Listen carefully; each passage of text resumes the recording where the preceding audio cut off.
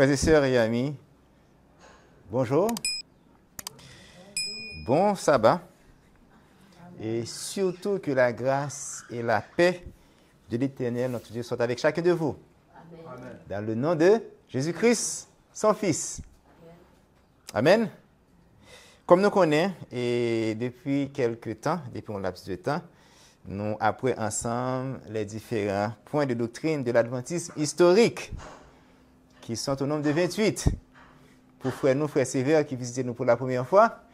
Et nous, frères sévères, connaissent que pour la doctrine, ça, on a pour là, les différents de croyances fondamentales que l'Église adventiste enseignait. OK? Et c'est pour mes bagages que vous êtes capable de prendre note de nous. Et un sens ça. Après, si vous avez une question, et nous sommes capables de poser. Oui, nous dit Alexandre, merci. Présentation que nous parlons le matin, il y a pour titre les obligations financières. C'est 16e point de doctrine nous. Et il faut nous dire que point de doctrine ça, c'est 3e et dernier point de doctrine qui était ajouté en 1889. Donc, tu as 25 en 1872, en 1889, pionnier New tu venu ajouter 3. Et 3, ça c'est premièrement un peuple particulier, deuxièmement l'habillement chrétien que nous avons dernièrement, et ensuite ça qui c'est les obligations financières. Pour notre journée aujourd'hui, on va parler de finances. Là où nous évoquons la notion finance, nous pensons évitablement à l'argent. Et c'est pas vrai. Et le verbe qui vient de finance, c'est qui ça c'est? Financer, c'est ça? C'est le verbe, exactement. Good. Bon, financer, c'est qui ça? C'est assurer un paiement de un bagage. OK? Dans le contexte que nous y est là, nous-mêmes, par rapport à l'Église, nous sommes capables de dire c'est assurer les ressources financières nécessaires pour le bon fonctionnement de l'Église. Et mes frères et sœurs, pas oublier que titre dit, c'est une obligation. OK? C'est quoi ça, elle dit? Les obligations financières. OK? Au pluriel. Donc, une obligation, mes frères et sœurs, c'est une nécessité, c'est une sorte d'engagement, un devoir imposé par des règles morales. D'après Larousse, l'obligation est une nécessité imposée par une situation contraignante quelconque. Sentiment ou devoir de reconnaissance envers quelqu'un. Donc, nous pouvons comprendre que les obligations financières est un impératif, c'est-à-dire elle exprime un ordre absolu qui a le caractère d'un commandement qui s'impose avec nécessité. Jusque-là, tout le monde est d'accord ensemble avec. Même monde comme si qui pensait que la dîme pas fait partie des obligations financières sous la nouvelle alliance et qui a pensé ça, ils sont d'accord ensemble avec. Parce que, pour qui ça me dit ça? Parce que ce n'est pas ça qui impose à contribuer ni à bailler des offrandes afin que soient capables d'entretenir l'église locale. OK? Ce qui est le cas d'un très bon ami que j'ai. OK? Et les amis, ça, il faut me dire qu'il n'a pas fait partie de Adventiste et historique 1889. OK? Et les amis, ça, lui-même, lui contribuer dans l'église, lui bailler offrande, il est capable de l'église qui a besoin de delco, il achète delco pour lui. Et tout ça, il est capable de l'église à pas couvrir, il décide d'acheter quelques tôles, acheter quelques blocs, comme si pour aider l'église à consommer. Lui-même, a fait dîme, il dit non, lui-même, il pas bagaille comme ça. Alors, nous voyons que quand même le que monde n'a pas bail dîme, mais quand même, c'est une nécessité, il doit contribuer. OK. Mais nous-mêmes, adventistes historiques, nous connaissons que le point de doctrine, ça, c'est un point de doctrine pour nous-mêmes, pour nous respecter. Avant que nous lisions le texte d'introduction, principe fondamental, ça, nous parlons un coup de prière avant que nous commencions. OK? Prions le Seigneur. Papa, nous qui sommes dans le ciel, nous bénissons. Et nous disons merci. Merci parce que vous utilisez nous dans l'œuvre. C'est une grâce, Seigneur. C'est une grâce. C'est peut-être ça, nous demandons pour nous humilité. sagesse pour aider nous à être fidèles, Seigneur. Maintenant, là, nous allons aborder un point de doctrine que nous-mêmes, adventistes historiques, que nous croyons la donne, que en plus l'adventiste pas croit. Eh bien, Seigneur, nous demandons pour bailler l'Église intelligence, compréhension facile, afin que les capables de comprendre tout ça qui va dire, Seigneur, afin que eux-mêmes soient capables de respecter pour nos doctrines. Ça. Père, bon nous, Esprit Saint, t'en prie, et que nous soyons capables à l'écoute de la vérité. Qu'aimez-nous, Seigneur Dieu, dans la vérité. Nous prions ainsi, au nom de ton Fils Jésus-Christ qui vit et qui règne au siècle des siècles. Amen. Quel type de message du matin? Financière. OK. Et quand nos pionniers mentionnent obligation financière, ça englobe qui ça? Offrande. Ça englobe aussi offrande volontaire et les dîmes. La dîme, comme vous le savez déjà, qui n'est qu'un 10e partie de tous nos revenus personnels. Ce n'est pas vrai? Frères et sœurs et amis, l'action de rendre nos dîmes, nos offrandes, ne fait que nous rappeler que tout ce qui existe appartient à l'Éternel notre Dieu. Ça fait un. Et elle nous fait aussi comprendre que nous pouvons être des canaux par lesquels Dieu déverse sur le monde ses bénédictions, et aussi c'est un moyen pour capable détruire l'égoïsme en nous. En ce qui concerne la dîme, il convient de noter qu'il y avait 2 types de dîmes dans l'Ancienne Alliance. Le premier était réservé uniquement aux Lévites, tandis que le deuxième était destiné aux personnes défavorisées, les orphelins, les veuves et les pauvres, dont une partie allait aussi aux sacrificateurs. Donc, nous comptons, il y a 2 types de dîmes. OK? Une qui était réservée premièrement à sacrificateurs, et deuxièmement, qui était allé au tout le monde comme si qui démuni, qui n'a pas de moyens. À présent, nous pourrons lire principe et nous pourrons lire introduction de principes fondamentaux. L'explication financière, 16e point de doctrine, des principes fondamentaux de 1889 de l'adventisme. Que les moyens destinés à soutenir l'œuvre évangélique parmi les hommes doivent être versés pour l'amour de Dieu et celui des âmes, et ne doivent pas être collectés par les loteries d'église ou les événements destinés à contribuer à l'amour de l'amusement pour satisfaire les appétits auxquels le pécheur est enclin, tels que les fêtes foraines, les festivals, les dîners d'huile le thé, les soirées folles, etc. Ce qui est une disgrâce pour l'Église qui prétend être du Christ. Donc, agir de cette manière signifie ne pas avoir de l'estime envers Dieu, envers son Église et envers les âmes qui attendent d'être sauvées par la prédication de l'Évangile éternel. On va continuer. On va passer. On va continuer. OK, good. Que la portion exigée sur un revenu sur l'ancienne dispensation n'est pas inférieure sous la dispensation évangélique, qu'elle est la même que celle qu'Abraham paya à Melchisédek, qui c'est un type de Jésus-Christ, je nous vois là, lorsqu'il lui donna la 10e partie, Hébreux 7, verset 1 à 4, la dîme appartient au Seigneur, Lévitique 27, verset 30, et que cette 10e partie du revenu doit être également complémentée par des offrandes par ceux qui en sont capables afin de soutenir l'Évangile de Corinthiens 9, verset 6, Malachie 3, verset 8, 10. Donc, c'est beaucoup de choses. Nous parlons décortiquer ça partie par partie.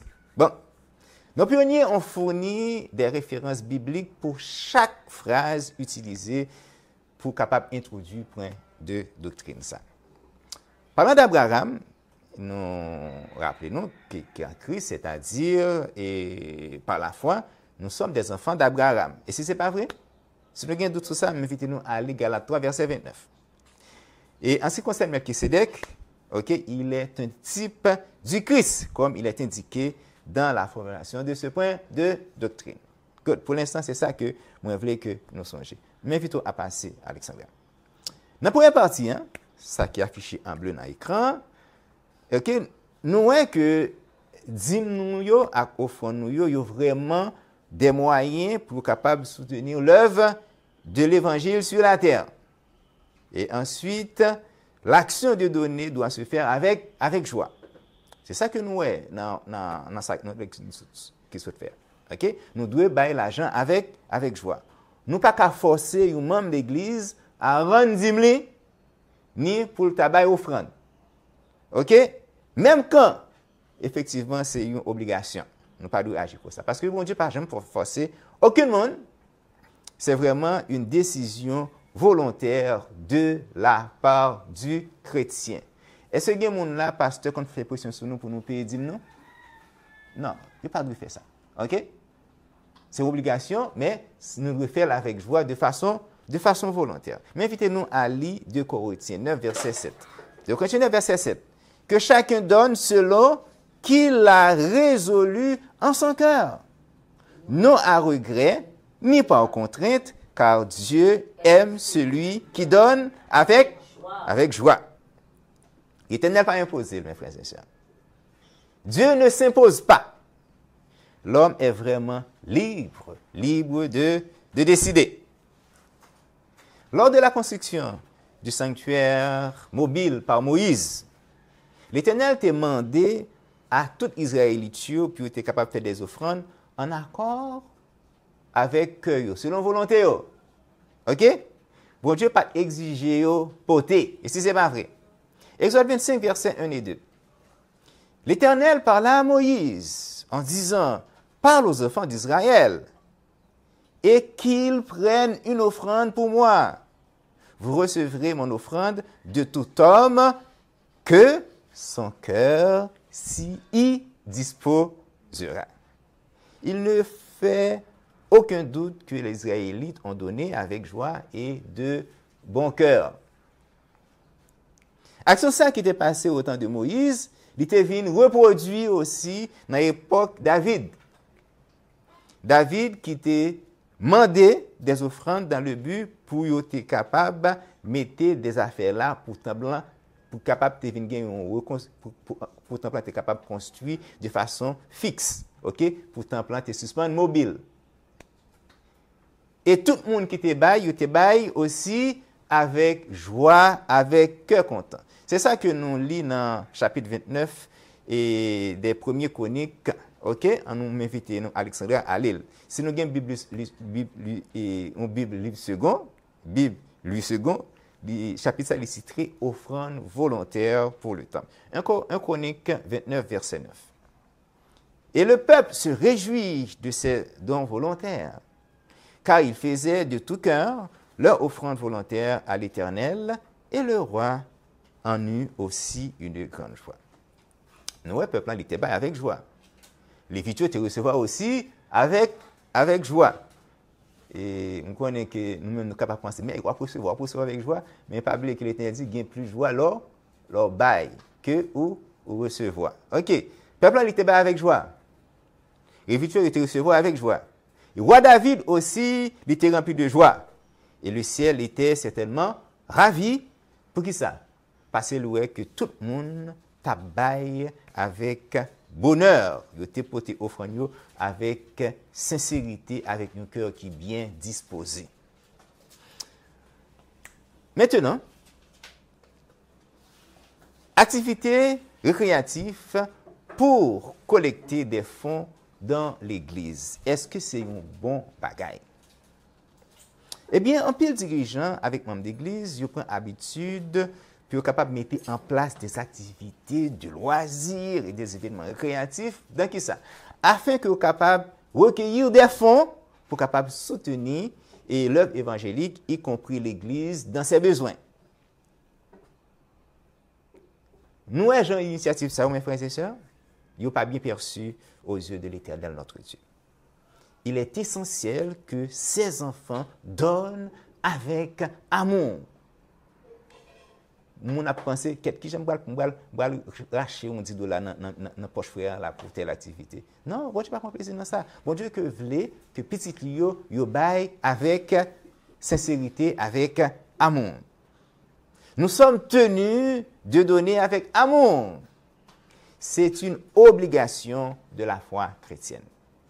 Il n'est pas sage d'organiser des événements dans ce but, ni de passer par des activités et divertissements et récréatifs dans le but de remplir la caisse de l'Église. C'est une pratique mondaine. Nous-mêmes qui avons accès à médias sociaux, des fois nous avons une série de monde qui gagne un pile million, ok, ils fait une sorte de festivité, ils fait une sorte de organiser une sorte d'événement, côté ils ont invité monde qui gagne pile comme bail plus capable de bail en pile pour capable investir dans bail. Qui veut dire bail ça c'est pratique mondaine. Qui veut dire chrétien pas supposé faire bail comme ça. Qu'on a invité nous à relire introduction, on a bien comprendre meilleurement, OK? Nous allons relire. C'est pour ça que les moyens destinés à soutenir l'œuvre évangélique parmi les hommes doivent être versés par l'amour de Dieu et celui des âmes, et ne doivent pas être collectés par les loteries d'église ou les événements destinés à contribuer à l'amour, de l'amusement pour satisfaire les appétits auxquels le pécheur est enclin, tels que les fêtes foraines, les festivals, les dîners d'huîtres, le thé. Comme nous faisons des événements, nous ne pouvons pas faire arrêter. Chaque monde a venu et on t'écoute, comment le cas côté. On t'y tasse dans le restaurant, côté le cas côté. Les cas côté, on des $. Mais n'a fait mon venir pour l'église, n'a fait mon $20 pour taster. Oui, la venir, il peut prendre plaisir, la venir ensemble avec frères et sœurs. Effectivement, mon abaye, mes frères et sœurs. La baille. Mais l'Éternel pas prendre plaisir dans ça. OK? Les soirées folles, etc. Nous voyons que ce qui est une disgrâce, qui veut dire une chose déshonorante pour l'Église, mes frères et sœurs. OK? Pour l'Église qui prétend être du Christ. Donc, c'est vraiment triste pour nous constater que pratique sérieuse, il y a toujours à pratiquer dans l'Église. Côté que des dirigeants, ils ont organisé toutes sortes d'activités, ils ont inventé toutes sortes d'offrandes pour être capable de collecter des fonds. Et, nous, bail vraiment. Des offrandes de guérison. Vous comprenez? Nous, c'est des offrandes que je dis pour ne pas viser aucun monde. Mais nous, assez intelligents pour nous connaître. Eh bien, tant que nous sommes là, l'Éternel n'a pas pris plaisir dans ces genres d'initiatives et d'événements. Ils sont inappropriés. Quand nous parlons dans la deuxième partie. Qu'est-ce qu'il dit? Que la proportion exigée sur un revenu sous l'ancienne alliance n'est pas inférieure sous la dispensation évangélique. Mais je vais vous dire, mes frères et sœurs. Si nous ne mettons pas en pratique les principes fondamentaux, nous ne sommes pas adventistes. OK? C'est les principes fondamentaux qui font de nous des adventistes du 6e jour. OK? Que la portion exigée sur un revenu sur l'ancienne alliance, sur l'ancienne dispensation, n'est pas inférieure sur la dispensation évangélique. Qui ça, pionnier, nous voulons dire par là?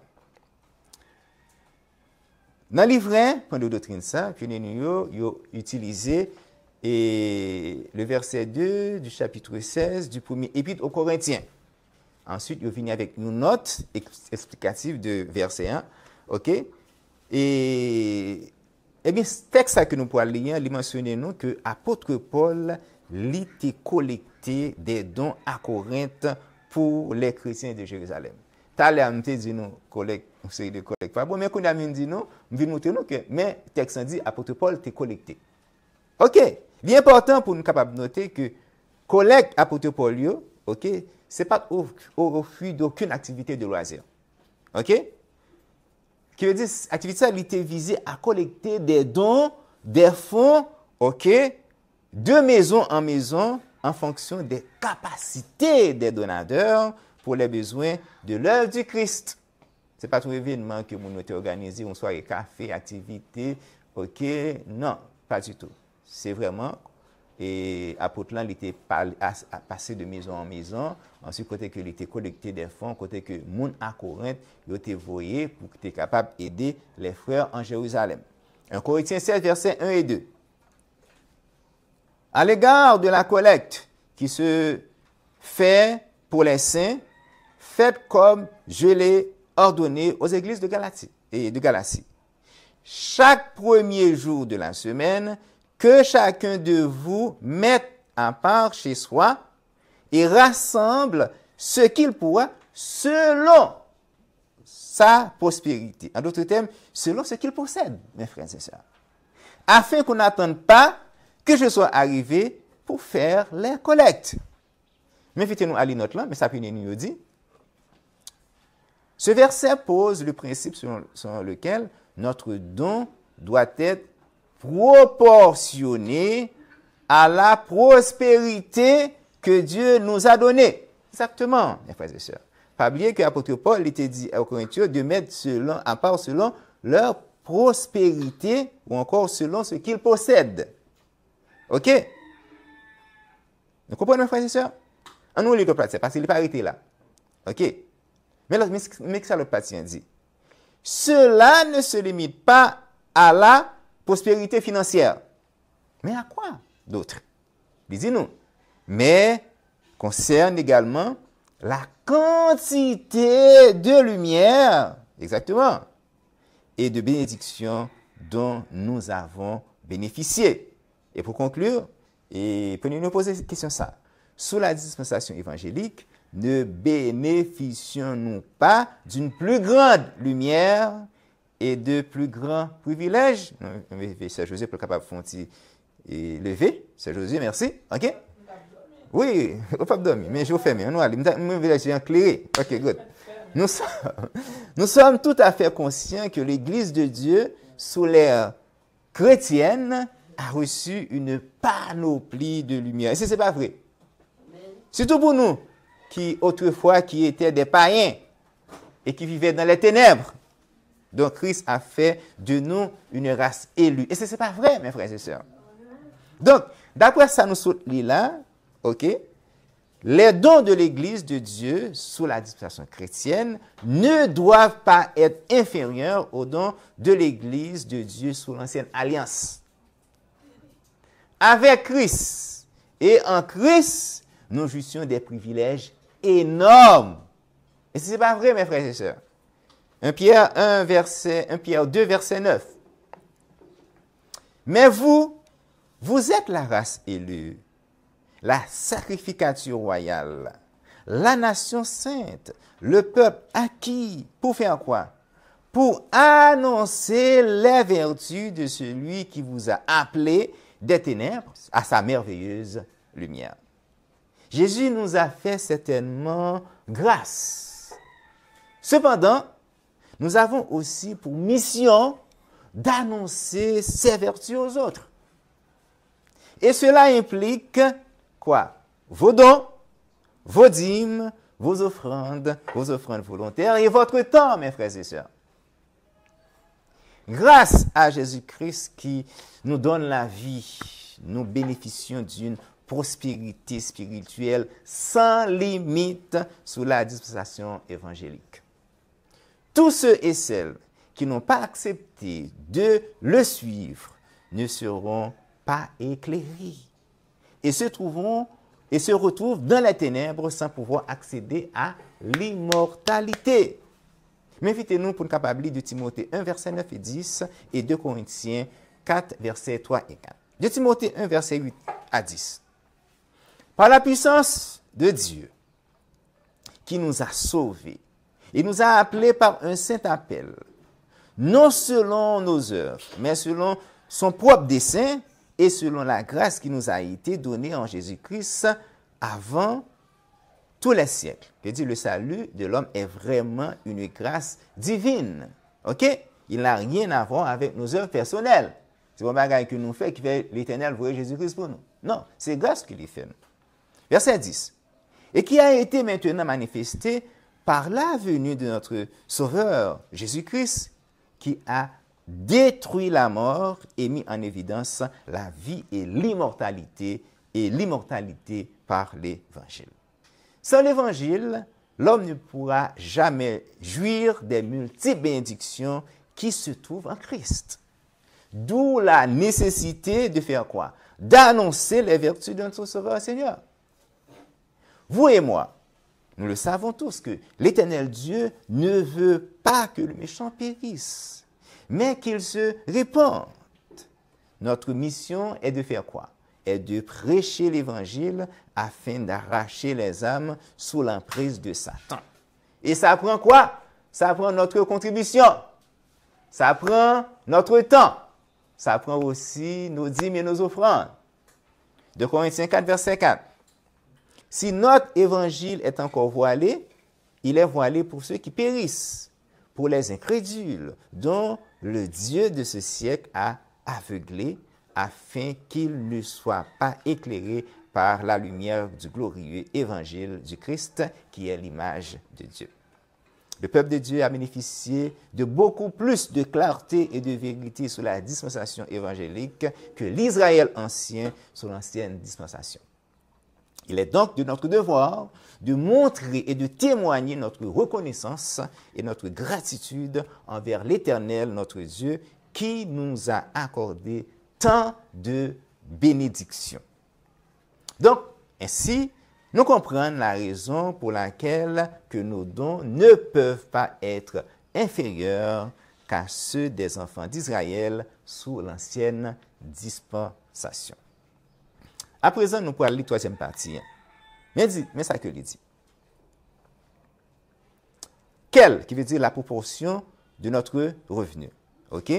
Que la proportion sur notre revenu est la même que celle d'Abraham, OK, dont nous sommes les enfants, si nous sommes en Christ, d'après Galates 3, verset 29, OK, et que Abraham qui bat à Melchisédek, je reprends, OK.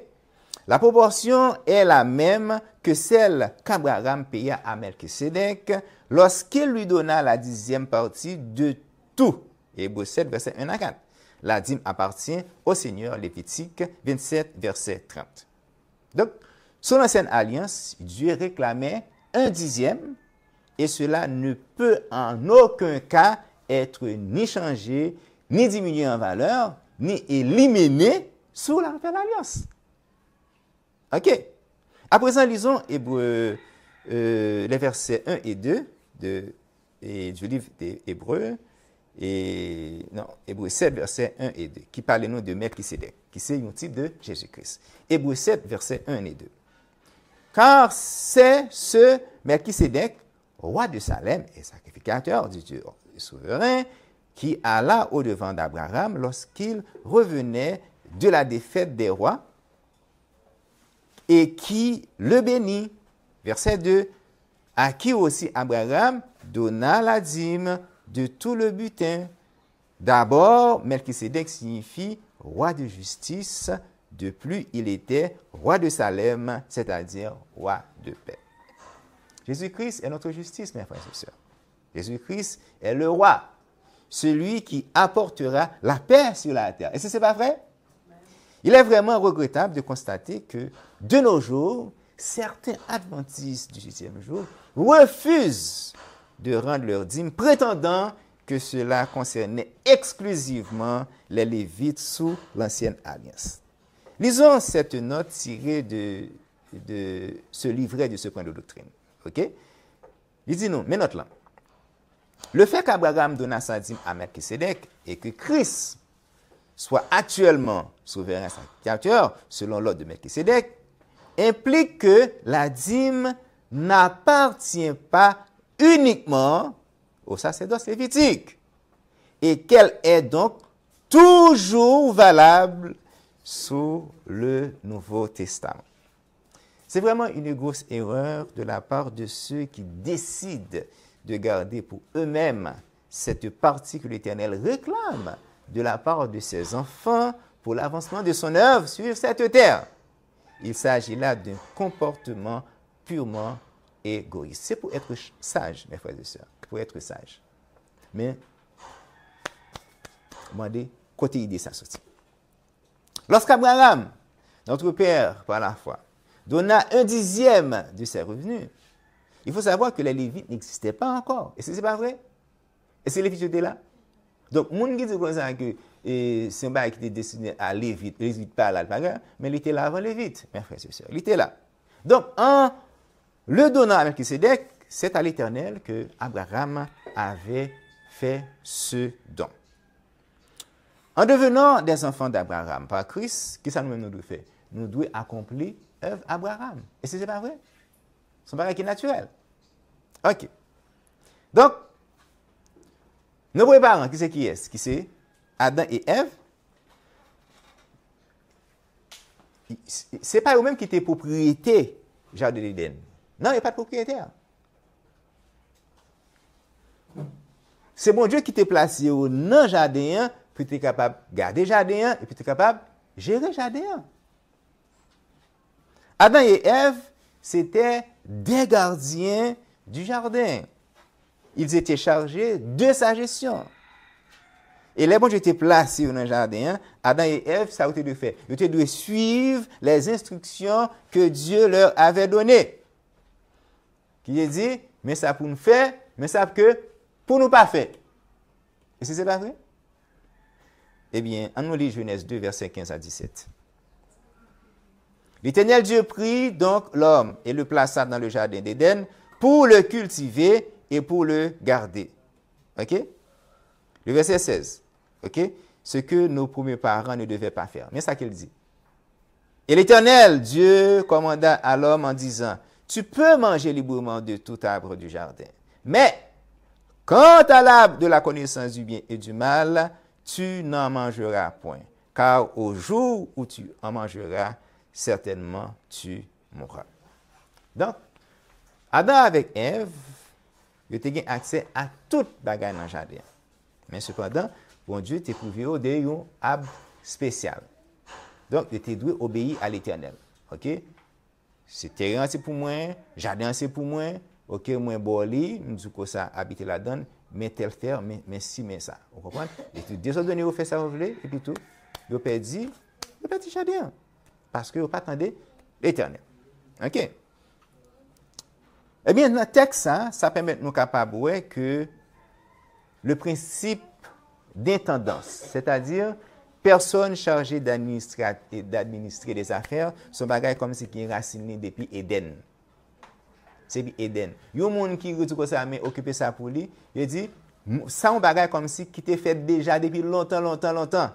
Depuis que tu as été créé, l'Éternel, c'est comme ça que il était fait. Vous comprenez? Donc, qu'est-ce que ça fait nous voir que toute la terre et tout ce que nous pouvons avoir en notre possession pour subvenir à nos besoins, tout bagage ça c'est pour bon Dieu que yo est. Tout ça que nous possédons, tout bien nous, c'est pour bon Dieu que yo est. Donc, nous devons vivre avec l'idée que nous pas propriétaires en rien. Bien personnel nous ça ne gagne, c'est pas nos propriétaires c'est pour bon Dieu va nous gérer yo. Nous sommes de simples gestionnaires, des administrateurs qui ne font que gérer ce que Dieu nous donne. Et ensuite, d'agir comme Abraham en rendant à l'Éternel la 10e partie qu'il nous réclame. Abraham t'a fait. Ensuite, Jacob qui t'est venu après Abraham t'a fait le tout. Il était pensé à retirer 10 000. Genèse 28, verset 22. Et cette pierre que j'ai dressée, ça c'est Jacob qui a parlé, en monument sera la maison de qui? De Dieu. Et tout ce que tu m'accorderas, je t'en donnerai fidèlement la dîme. Là encore, l'Écriture peut exister. Tout le monde qui pensait que la dîme était concernait exclusivement le sacerdoce lévitique, yo trompé yo sérieusement. OK?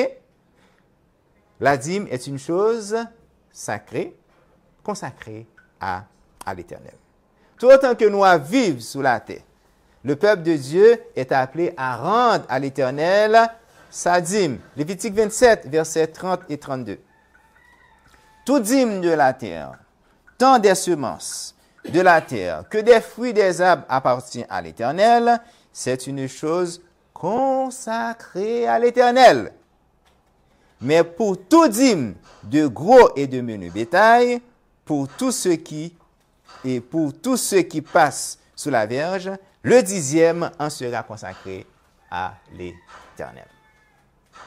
Cette dîme devrait être employée pour soutenir qui? Ceux qui servaient dans le tabernacle. Donc, cette dîme revenait aux Lévites qui avaient été choisis par qui? Par Dieu pour faire quoi? Pour œuvrer dans le sanctuaire terrestre, le sanctuaire de l'Ancienne Alliance. Nombre 18, verset 21. Et quand aux enfants de Lévi, voici, je leur ai donné pour héritage toutes les dîmes d'Israël, en échange du service qu'ils font, le service du tabernacle d'assignation.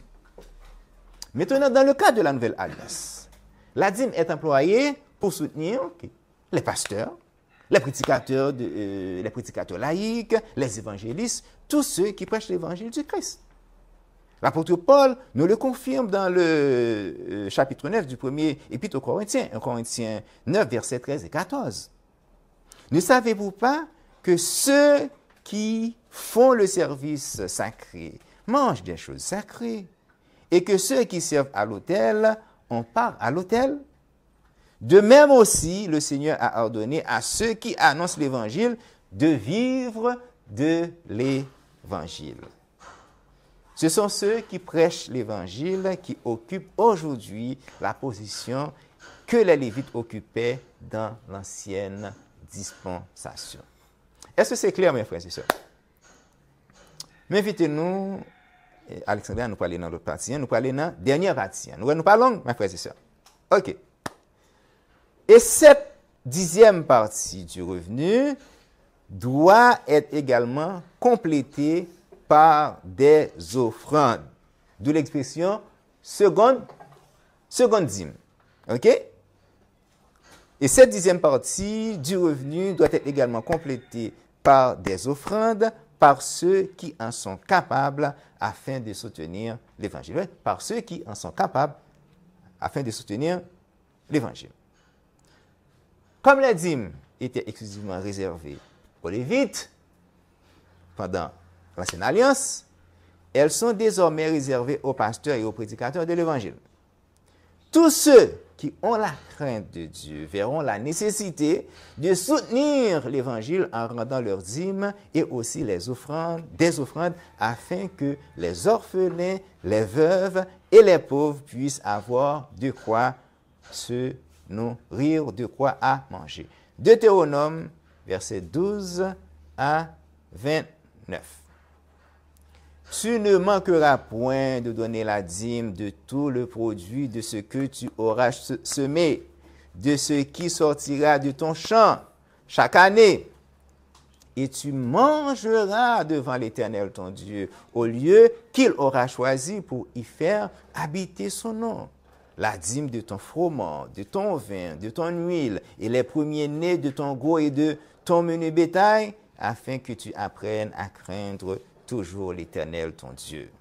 Mais si le chemin est trop long pour toi, en sorte que tu ne puisses porter toutes ces choses, parce que le lieu que l'Éternel ton Dieu aura choisi pour y mettre son nom sera trop loin de toi, quand l'Éternel ton Dieu t'aura béni, voici ce que tu feras. OK. Alors, tu les convertiras en argent, et tu serreras l'argent en ta main, tu iras au lieu que l'Éternel, ton Dieu, aura choisi.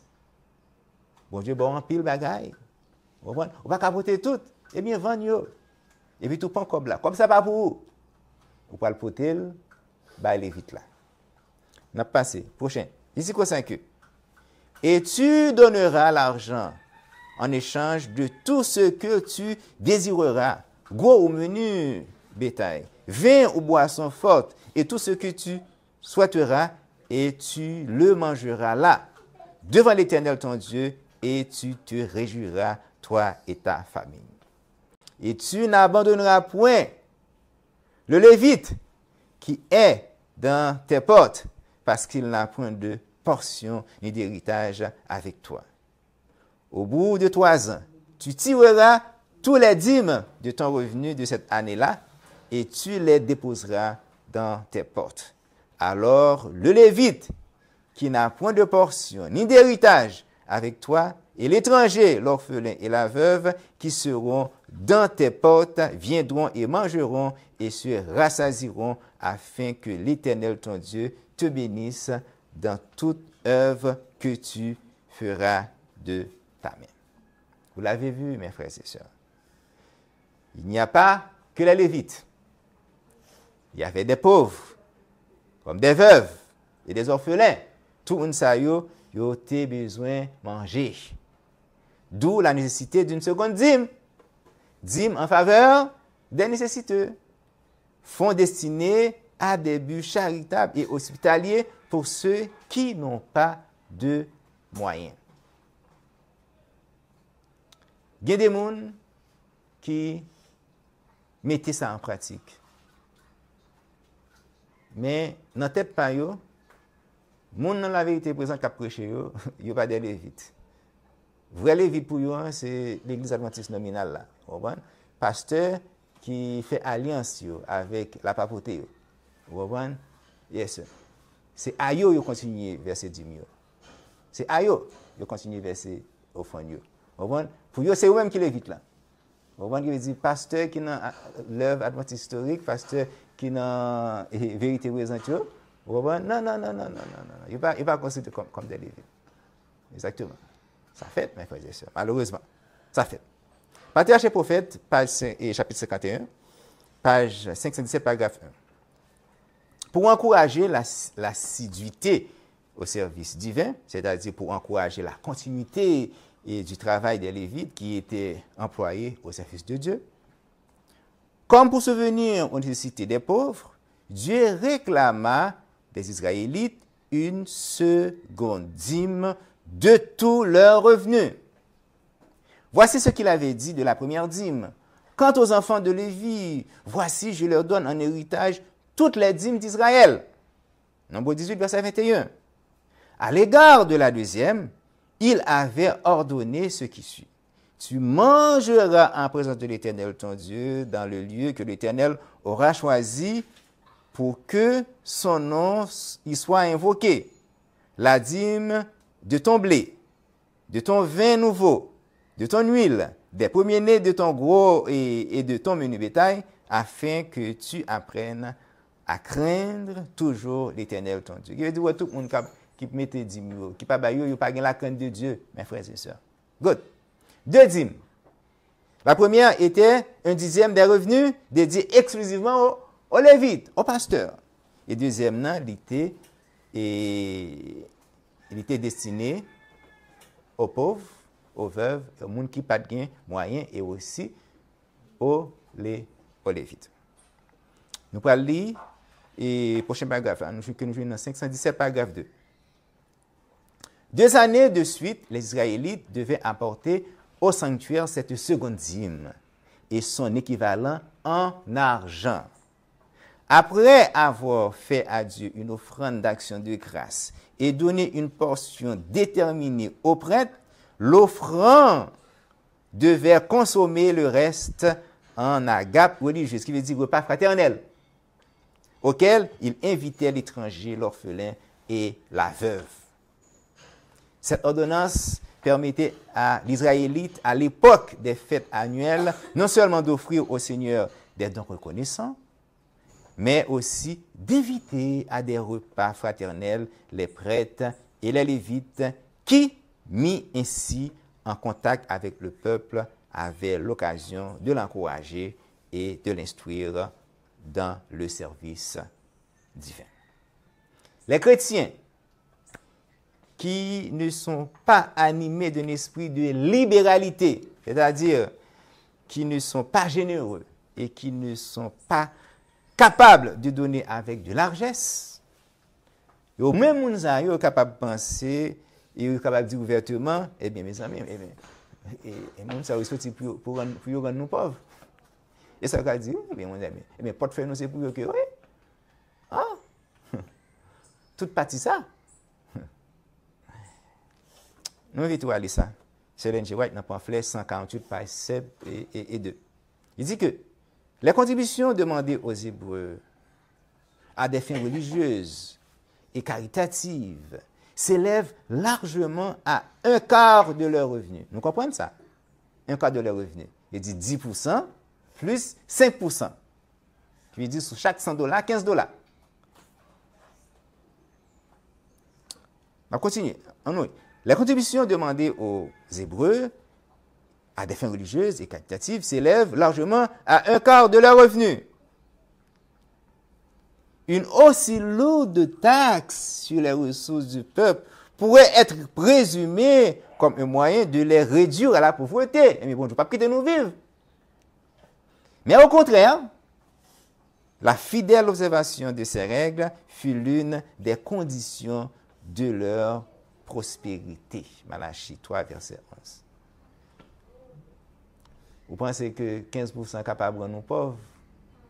Et pourtant, bon Dieu voulait bénir par rapport à ça. Malachie 3, verset 11. Pour vous, je menacerai celui qui dévore, et il ne vous détruira pas les fruits de la terre. Que tu ne pas que mon quand vous dans le marché, yo tout gon sorte de petit bagage dans tête pa yo, pour kembe, pour moun pa rale l'argent yo. Qu'est ça? Pour business là pas aller. Mais yo pas connaît vraie protection, c'est bas l'Éternel par là. C'est très important mes frères et sœurs. Vous comprenez? La servante du Seigneur nous pose cette question. Prophète 58 pages, il dit que allons-nous, nous qui jouissons de la pleine lumière et des privilèges de l'Évangile, être satisfaits de donner moins à Dieu que ceux qui furent donnés par ceux qui vécurent dans l'ancienne et moins favorable dispensation? Non! Puisque les bénédictions dont nous jouissons sont plus grandes, nos obligations ne sont-elles pas proportionnellement plus élevées? Seulement au niveau de vérité, mes frères et sœurs, du temps de la fin et des prophéties bibliques, nous jouissons effectivement de beaucoup plus de bénédictions que l'Israël physique dans l'ancienne alliance. Tous les dons que l'Éternel nous donne, nous devons les mettre au service de son Église et de son peuple. Il est essentiel de faire preuve de gratitude et de reconnaissance en apportant notre contribution volontaire de manière généreuse à l'œuvre évangélique et à l'avancement du règne de notre Sauveur et Seigneur Jésus-Christ. Conquérant Pacifique, page 67, paragraphe 2. C'est Dieu qui permet à l'homme d'acquérir des biens. Il a la santé, il a force, il a intelligence. Il les lui accorde afin qu'il puisse être généreux pour l'avancement de son règne. Bon Dieu, bon, c'est pour capable généreux. Il envoie la pluie et le beau temps, fait prospérer la végétation, accorde la santé et donne la faculté de s'enrichir. Tout ce que nous possédons provient de sa main généreuse. En retour, il aimerait qu'hommes et femmes manifestent leur reconnaissance en lui, restituant une partie de leurs biens sous forme de dîmes et d'offrandes. Offrande d'action de grâce, offrande volontaire, offrande propitiatoire, si les dons affluents au trésor du Seigneur selon ce plan établi par lui. 1/10 de tous les revenus, plus les offrandes volontaires, il y aura abondance d'argent pour l'avancement de son règne. Dieu nous a bénis, Dieu nous bénit, il nous donne de divers dons, il nous donne du travail, il bénit nos entreprises et nous donne des moyens économiques. C'est vraiment dans sa volonté que nous puissions contribuer dans son œuvre sur la terre. Conquérant Pacifique, page 66, paragraphe 4. Dieu a fait dépendre la proclamation de l'évangile, du travail et des dons de son peuple, les offrandes volontaires, qui c'est le deuxième dîme. Et la dîme, qui est dit la première, ok? Les offrandes volontaires et la dîme constituent les réserves de son œuvre. Parce que maintenant, nous ne pas fouiller, mais nous sommes en réserve de l'Éternel. L'Éternel réclame aux hommes une certaine partie des revenus qu'il leur confie, à savoir le 10e. Il laisse chacun libre de s'engager à donner plus ou moins. L'Éternel pas forcé personne. À l'époque des apôtres, ceux qui avaient le plus de plus grands biens et moyens économiques partageaient leurs biens avec ceux qui étaient pauvres et qui ne possédaient rien. Mais là où tu agi comme ça passait. Tout chrétien était vivre heureux, était vivre dans un certain confort. Pas de pauvres dans le temps à l'époque. Acte 4, versets 34 et 35, Alexandra. Il n'y avait aucun indigent parmi eux. Pourquoi? Parce que tous ceux qui possédaient des terres ou des maisons les vendaient et apportaient le prix de ce qu'ils avaient vendu. Ils le mettaient aux pieds des apôtres et on le distribuait à chacun selon qu'il en avait besoin. Pour terminer cette présentation sur les obligations financières, et qui est le 16e point de doctrine, eh bien, pionnier nous a utilisé le texte biblique ça, que tout le monde connaît, que tout l'Adventiste connaît, que nous jouons dans Malachie 3, versets 8 à 12. Eh bien, c'est pour ça, c'est pour nous rappeler que si nous retenons les dîmes et les offrandes, cela revient à faire quoi? À voler l'Éternel. Et ça, quoi le passer encore? C'est pour attirer sur nous qui ça? Malédiction. C'est-à-dire que notre fidélité, en ce sens, entraîne la bénédiction. Malachie 3, versets 8 à 12. L'homme trompera-t-il Dieu? Car vous me trompez et vous dites, en quoi t'avons-nous trompé? Dans les dîmes et dans les offrandes. Vous êtes frappés de quoi? De malédiction. Et vous me trompez, vous, la nation entière. Apportez toutes les dîmes à la maison du trésor et qu'il y ait de la provision dans ma maison et éprouvez-moi en cela, dit l'Éternel des armées, si je ne vous ouvre pas les écluses des cieux et si je ne répands pas sur vous la bénédiction sans mesure. L'Éternel invite-nous à faire expérience, mes frères et sœurs. Verset 11. Et je détournerai de vous le rongeur.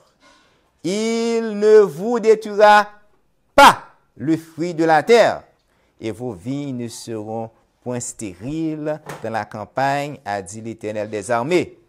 Et toutes les nations vous diront heureux, car vous serez un pays de délices, dit l'Éternel des armées. Frères et sœurs de l'Église, rappelez-vous que les dîmes et les offrandes sont des moyens destinés à soutenir l'œuvre évangélique, qui côté? Sur la terre. Donc, soyons des chrétiens obéissants. Soyons des adventistes historiques. Respectons convenablement ce point de doctrine afin qu'il y ait de la provision dans la maison de l'Éternel et que nous puissions aider les messagers du grand roi à faire quoi? À proclamer l'évangile aux pécheurs. Que le Seigneur vous bénisse. Amen.